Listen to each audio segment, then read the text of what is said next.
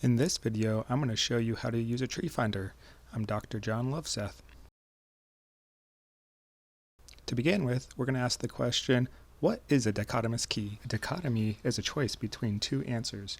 A dichotomous key helps you locate the right answer by asking a series of yes or no questions. For example, pretend you had a quarter and you wanted to know what shape a quarter was. You start by asking the question, does it have only straight lines or does it have curved lines?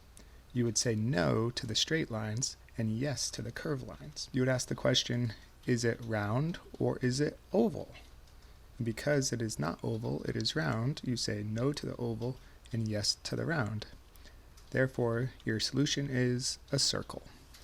How to use a dichotomous key. Step 1, find a normal leaf.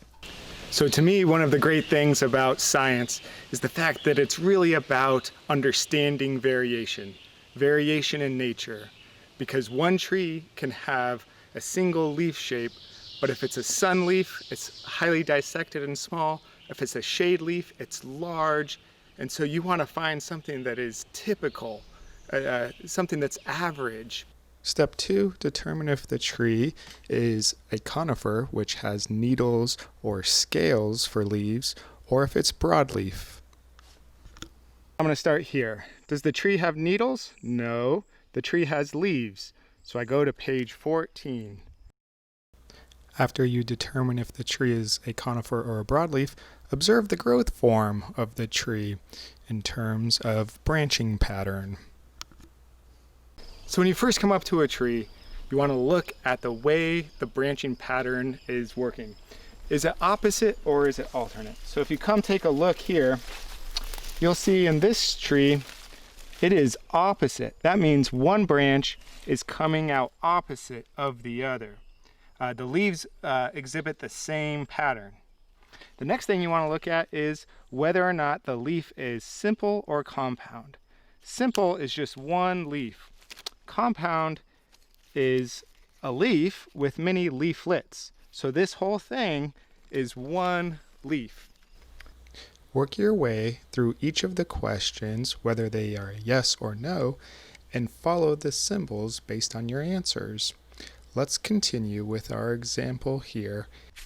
All right, next it says, if the leaves or buds grow like this, which is opposite, go below, or if the leaves or buds grow alternate like this. And so again, this one is opposite. So we identified that. So now we go down below. See, the branch is even opposite. If the leaves are compound, composed of several leaflets, yes, go to below.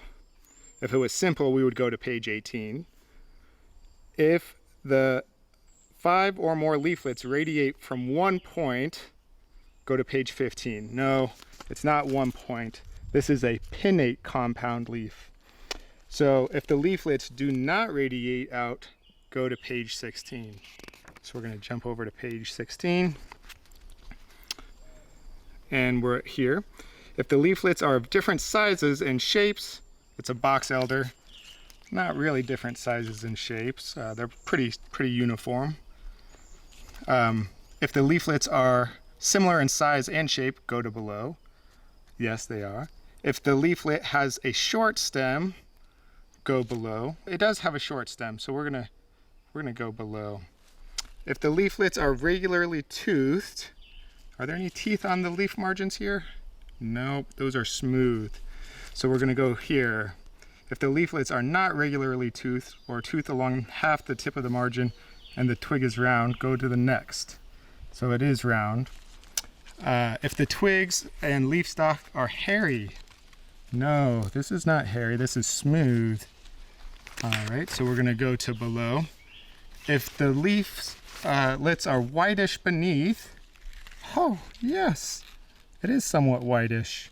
Then it is a white ash, Fraxinus americana. If they were green or greener underneath, it would be a green ash. We can also tell a little bit about the species by where it grows. So this is a white ash and it is growing up here on a dry ridge. If it were down by the river, that's where green ashes grow. So we would be more likely to call it a green ash. But the white underside, that's indicative of white ash. Here's a few tips for success.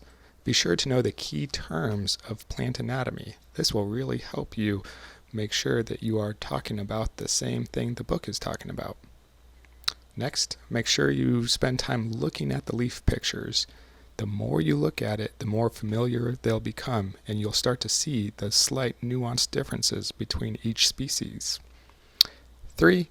Practice on many different types of leaves. The more practice you have with the tree finder, the smoother it will go. And pretty soon you won't need a tree finder, you'll just simply know all the trees in the forest.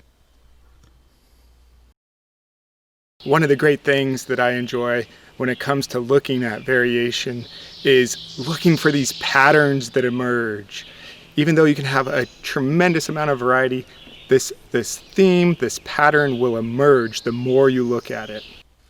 Have fun exploring.